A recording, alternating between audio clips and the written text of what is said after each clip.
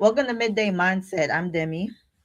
And I'm Tasha. This is the spot where we talk about what everyone is thinking, but no one wants to say out loud. We're getting into the politics, the news, and the topics that are usually too sensitive. No corporate filters, no news anchors, just raw truth and a little bit of sanity. Because for our very first topic today, we have to talk about what just happened in North Carolina yesterday morning. Yeah, because the story is wow. It proves that a system we all relied on is secretly held together by duct tape and a prayer. Let's watch this video. New developments in a hostage situation at the Bertie-Martin Regional Jail in North Carolina. Officials say the hours-long hostage situation began just before 5 a.m. and ended with 2 detention officers safely released. Layla Cox has the timeline of what happened. From the initial report just before 5 this morning to the moment the hostages were released hours later, local, state, and federal investigators are working to piece together exactly how the hostage situation unfolded inside the Bertie-Martin Regional Jail. We have negotiated with some of them, but as we continue to, we have made entry into the facility at this time to take the remaining people in custody. 88 inmates, 3 corrections officers, and a wild turn of events Monday morning at the Bertie-Martin Regional Jail. Sheriff Tyrone Ruffin says just before 5 a.m., more than 50 inmates took over part of the facility. While one officer was able to escape before the situation escalated, inmates held 2 detention officers hostage for the next 4.5 hours. All correctional officers have been released and they are safe at the point receiving medical treatment. Multiple law enforcement agencies responded, blocking access to the facility for majority of the day. As investigators assessed the damage at the jail, inmates were transferred to other facilities for housing. I am committed to the citizens of Bertie County to be transparent and ensure everyone's safety, and that is including the staff at the jail and the inmates. Bertie County residents crowded Country Farm Road, waiting for answers from authorities. Deja Leah Coleman's brother is currently incarcerated at Bertie-Martin Regional Jail and says she is worried about how the facility is treating inmates. A lot of stuff been going on down at that jail. They not feeding them, not letting them take baths, not doing that thing. Y'all feel like a riot just broke out no. Them folks down there going through stuff and they humans just like everybody else. They got feelings. In Bertie County, Layla Cox, 13 News Now. All right, so watching that video, as the video mentioned, around 5 a.m. yesterday, there was like an inmate takeover. They took, 88 inmates? They took over 3 guards. One of the guards managed to escape. This is scary because, like, why are there only 3 inmates at this prison with 88 inmates? I mean, 3 guards. 3 guards. Yeah. I didn't say 3 guards. What I said 3 inmates. Well, why are there only 3 guards? I have the same question, but of course it's because of the staffing issue. Other factors probably play into it as well. Okay. Does that mean they're broke? Are they completely broke? Can they not afford it? Do they just not care? Is there something going on? Is the system broke down and they're not paying enough attention? Do they actually think 3 guards is enough? Because we just learned clearly it's not.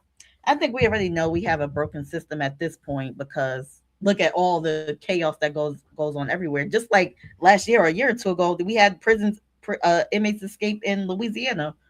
And then the sheriff doesn't even want to ask any more questions. Doesn't want to answer any more questions. It doesn't want to talk about it. They left that one video up from yesterday. There have been no updates from the sheriff. And I think that's because they know the answers and they don't want to give them to us. I want to speculate on how does this happen? How does it happen? How do inmates even get the opportunity to overpower guards, even if it is 3? How do they escape their quarters? Because they're supposed to be locked in somewhere. Well, go ahead and speculate.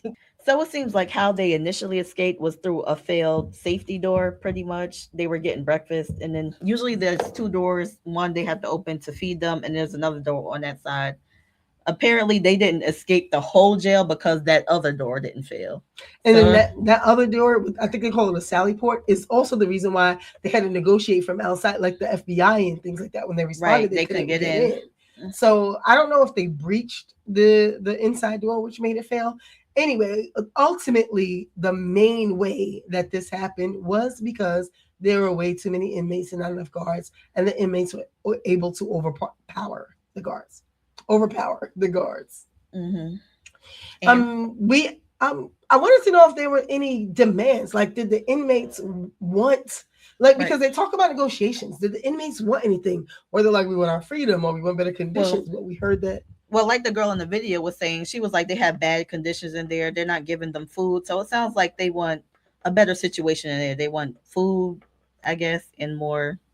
So this better makes living me, conditions. This makes me wonder if this is not more of a situation about just what they want, but what they need. This seems like it was a situation out of desperation. Like, we're desperately in need of help. And in order for us to get help, we have to do something that draws attention in here. Right. So this sounds like this might have been planned between the inmates. Like, we know we outnumber them. We got to think of something to happen. We're going to attack at 5 to get these 3 cars because we know we outnumber them. And yes, and doing this gets them almost strike. Yeah. Right. And doing this gets them an FBI investigation. And then the FBI can investigate how conditions are in there. And if they're saying that conditions are bad, they get to look into that. So actually, it could be strategic from the inmates' point of view. It sounds like it may be. Like, all inmates are not just in there with tattoos and looking dumb and fighting. Sometimes people actually have some sense. But did the inmates win? Because ultimately, all the inmates had to get moved to another facility. So all 80 did have to all get 88 moved. had to get moved. Mm-hmm. So that means they closed down this facility? Which makes me believe, if they shut down a facility, it makes me believe they did find something or some type of conditions that, maybe it could be because the doors broke. Yeah, I think it's because of what happened, but ultimately the inmates got what they wanted because they wanted better conditions. Hopefully they got what they wanted. They got moved somewhere to have better conditions. So I don't know if that was the worst jail around there, but they all got moved to different jails, I'm assuming, because you don't want to group those people back together. If it's what we're thinking, then they got what they want, which was attention to their needs. Yes. They got attention, if anything else. So this is going to bring, because people might start, news reporters might come and start interviewing people, trying to ask what's really going on. And, once the news reporters start coming, doing investigations, the FBI is there, they actually, it makes people move because you don't want that stuff getting out. You don't want it to be like out there so the world knows that your facility is housing people and you're allowing them to be in these terrible conditions. And then also you need people to want to work there. And at this moment, the people in authority don't want to provide too much more information. I'm thinking it's because it's already getting too much attention than what they want. Yeah, we already know why they don't want to provide too much information. They never do. They never do.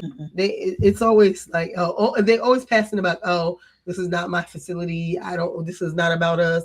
We didn't cause this. We're going to see. We didn't know this was going on. This is my first time hearing about this. You always hear that from those local politicians or the chief of police or whatever they have. You always hear that. This is my first time hearing of it.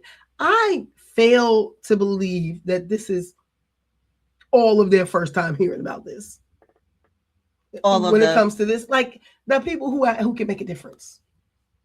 Like, they're saying it probably is the first time hearing about it in that county, that jail possibly, but that could mean anything. Maybe, really? In this case, we're talking about that county sheriff. Yeah, right. This is my first time hearing about it, or I didn't know. Right. We're gonna do an investigation. I don't have any other answers for you. We know you don't have any other answers. You weren't planning to, because you weren't planning for this information to get out. Interesting. Well, that's just where I'm at. Well, let us know what you think in the comments. Yes. Leave a comment. Let us know what you think.